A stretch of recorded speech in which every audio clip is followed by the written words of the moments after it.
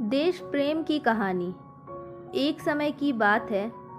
देश की सीमा के किनारे बसे एक गांव पर कुछ आतंकवादियों ने कब्जा कर लिया और वहां लूटपाट मचा दी। सैनिकों को सूचना मिली तो वह तुरंत ही उनसे निपटने के लिए चल पड़े। बरसात का मौसम था, भारी वर्षा हो रही थी। इसके कारण छोटे छोटे तालाब भी खूब विशाल नजर आ रहे थे।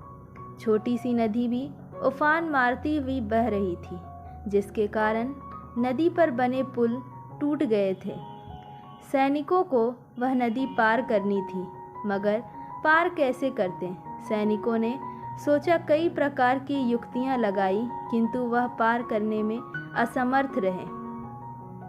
सैनिकों ने देखा कि पास में एक झोपड़ी है, उससे सहायता मांगी जाए। सैनिक उस झोपड़ी में गए।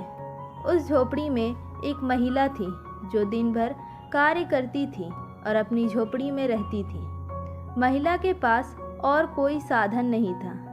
सैनिकों ने जब बात बताई कि आतंकवादी गांव पर कब्जा कर चुके हैं और हमें फौरन वहां पहुंचना है, इसके लिए यह नदी पार करने के लिए कुछ लकड़ियों की हमें आवश्यकता होगी, जिसके कारण हम नदी को पार कर पाएंगे। महिला ने पहले कुछ सोचा, फिर कहा कि मेरी झोपड़ी मैं दोबारा बना लूँगी। आपको जितने भी लकड़ी मेरी झोपड़ी से चाहिए, निकाल लीजिए।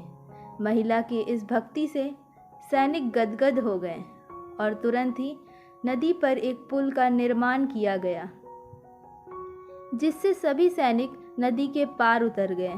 महिला की इस देशभक्ति की सराहना जितनी करे उतनी ही कम है। सैनिक जल्दी ही उस गांव पर पहुंच गए जहां आतंकवादियों ने कब्जा किया हुआ था।